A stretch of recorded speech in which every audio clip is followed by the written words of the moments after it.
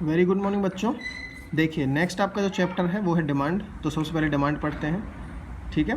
Meaning of demand, demand को हिंदी में क्या कहते हैं? मांग कहते हैं। मांग किस चीज़ की हम मांग करते हैं, खरीदते हैं उसको, ठीक है। देखिए goods are demanded because they have the capacity to satisfy our wants. Goods के पास क्या होती है? कैपेसिटी होती है सेटिस्फाई करने की, जिसे हम क्या बोलते थे? यूटिलिटी बोलते थे, ठीक है। तो इसलिए उसकी मांग की जाती है। But every wants of a consumer can not be called a demand. Demand does not mean more desire for a commodity. कह रहा है कि हर एक चीज़ अगर हम चाहते हैं वो मांग नहीं होती, चाहत और मांग में फ़र्क होता है, ठीक है। Generally desire, want and demand are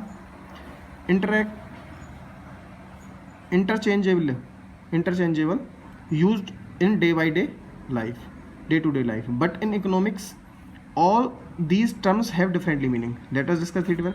कह रहा है desire mean a more wish have to a commodity. For example, desire of a poor person for a car with just ₹200 in a pocket. कह रहा है डिज़ायर का मतलब क्या है? इच्छा है हमारी, हम कोई चीज़ खरीदना चाहते हैं लेकिन हमारे पास क्या है? पैसे नहीं है। भाई एक गरीब आदमी है, वो कार खरीदना चाहता है लेकिन उसके पास कितने रुपए? 2 रुपये। तो वो इच्छा, जस्ट एक इच्छा है उसकी, डिज़ायर है, ठीक है। सेकंड क्या था? Want. Want is the desire. Desire का मतलब क्या होता है? इच्छा। हिंदी में मैं बताता रहूँगा, आपको आसानी समझ में आ जाएगा। इच्छा, ठीक है। Want is that desire which is backed by the ability and willness to satisfy it. कह रहा है कि डिज़ायर, इच्छा, चाहत कब बन जाती है? कब बन जाती है वो? जब हमारे पास एबिलिटी हो, दैट मीन्स हमारे पास पैसे भी हों और हमारी विल हो, विल पावर अच्छी हो सेटिस्फाई करने के लिए, तो इच्छा क्या बन जाती है? चाहत बन जाती है। कह रहा है every desire is not a want but a desire can be a want. Desire want हो सकती है if a person is possible to satisfy it, अगर वो इसे सेटिस्फाई करने में सक्षम है, पॉसिबल है ये। इसका मतलब एक गरीब आदमी कार खरीदना चाहता था, तो वो सक्षम कब होगा? जब उसके पास क्या होंगे? कार के लिए पैसे होंगे, 6 या 7 लाख रुपये होंगे, तो वो होगा, ठीक है ना। सेकंड, उसके बाद थर्ड पॉइंट क्या था? Demand is extension to want as it has 2 more characteristic. Demand के पास 2 और चीज़ें होती हैं जो डिमांड बनता है। कैसे? Demand is always defined with reference of price. Demand किससे रिलेटेड होता है? प्राइस से रिलेटेड होता है, ठीक है। भाई हमारे पास, अब मैं आपको बताता हूँ इच्छा, चाहत, मांग कब बनती है। वो देखो, इच्छा थी पहले हमारी कि हमें कार खरीदना चाहते हैं लेकिन हमारे पैसे नहीं थे। फिर चाहत आई, वांट्स आई, क्या कि हमारे पास, हम कार खरीदना चाहते हैं लेकिन हमारे पास पैसे भी हैं, ठीक है। और मांग कब बनेगी? जब हम पैसे खर्च करने के लिए रेडी हो जाएंगे। हो सकता है हमारे पास पैसे हो लेकिन अभी हम खरीदना नहीं चाहते, हमारे पास, हम एबल तो हैं लेकिन हम उसे खरीदना नहीं चाहते, परचेज नहीं करना चाहते। तो वो चाहत, मतलब वांट है जो हमारी चाहत है, वो मांग कब बन जाती है? जब हम उसे खरीदने के लिए तैयार हैं, ठीक है, तो वो मांग बन जाती है। अब डिमांड के अंदर क्या क्या चीज़ आती है? देखिए, demand is always defined with reference of price. Demand को हमेशा किससे रेफरेंस किया जाता है? प्राइस के साथ रेफरेंस किया, मतलब प्राइस किसके साथ रिलेटेड होती है? प्राइस के साथ। The demand of a commodity is always standard with reference with the stated with reference to its price. With the change in price, quantity demand में also change as more in demand at lower price and less at higher price. कह रहा है अगर कीमत कम है, price क्या है? कम है, तो डिमांड क्या हो जाएगी? अरे ऐसा ही तो होता है, अगर कोई चीज़ सस्ती मिलती है तो हम ज़्यादा खरीदते हैं, और अगर प्राइस क्या है? ज़्यादा है, तो डिमांड क्या हो जाएगी? कम हो जाएगी, ठीक है। उसके बाद